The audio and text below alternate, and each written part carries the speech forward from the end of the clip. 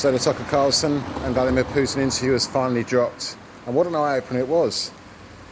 There was not too many things in there, to be quite honest, which surprised me, because a lot of what I've been saying over the past 3 years was reinforced by what Vladimir Putin was saying.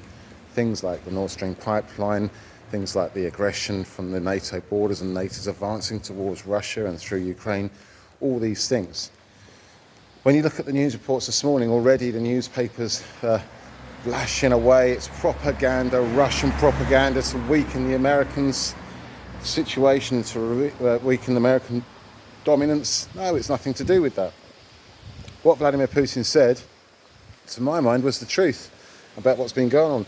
And certainly from my own research about what's been going on, what Vladimir Putin said was that we didn't want the war. Ukraine is not up for negotiating this, or has basically put a law into their parliament which says that a truce can never be negotiated with Russia. If you can forbid anyone to negotiate a truce with Russia, then how do you expect to get over this? How do you expect to end this war? I suspect very strongly, and from what Putin was saying yesterday, that the situation with Ukraine is being pushed by America. And at the end of the day, when you look at what's happened, it's not American blood that's being spilt in Ukraine. It's Russian and Ukrainians at an alarming rate. I fairly put the blame on America and the UK for this, in particular Boris Johnson. I think that both Joe Biden and Boris Johnson should be held accountable and should stand in the Supreme Justice Court for crimes against humanity, equal to genocide. What we've been seeing is nothing on the news about the actual catastrophic damage to Ukrainians. We've got whole families that have literally just gone disappearing in Ukraine, just disappeared, been murdered. We have mass burial cranes in Ukraine, mass burial sites of ordinary civilians like me and you that were living, breathing, sentient people that had lives and had emotion and feelings that are now just buried, bulldozed into the ground, like what you see in World War II in the Nazi camps when they were taking the bodies out of these concentration camps and just creating huge holes and just pouring them in and filling up with mud. This is what's happening in modern day Ukraine. Just think about that for a moment. People like me and you are now sitting in the grave with hundreds of other bodies that will never ever be identified. Those families will never have a chance to know what happened. And all the time those people are missing, the Ukrainian government will not pay out any compensation, will not pay out any war compensation, because these people aren't dead, they're missing. And until you know whether someone is missing or dead, you can't pay out. Just think about that for a moment. The families that have been left had the heart ripped out of them. I am deeply concerned for Ukraine.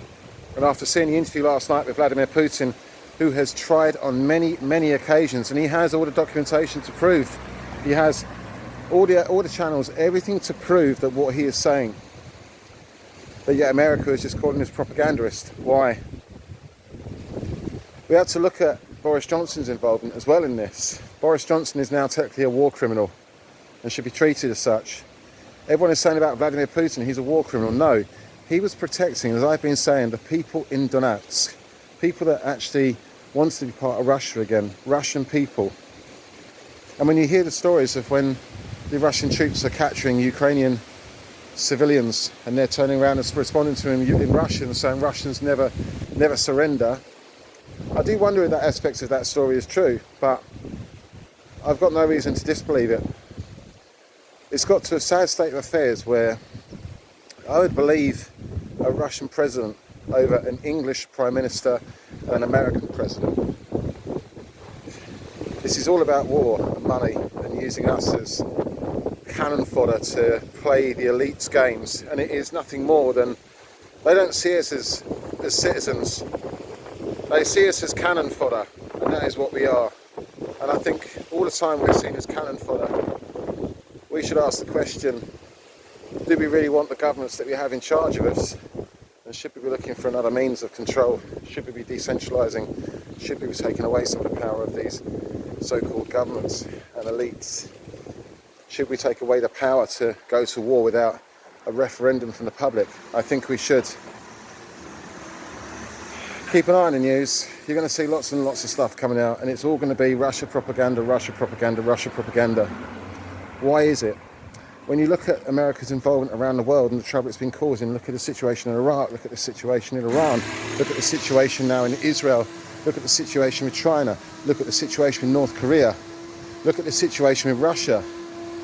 At every avenue, in every one of these cases, America is the aggressor, because war is money and the war machine must go on. Well, I think that after this interview now, a lot of people are going to look and they're going to choose which side they're on. And I think that this interview that Putin and Tucker have done is a very good thing. Now we're going to see where people stand on this, and now we can have a constructive debate now that the truth is out.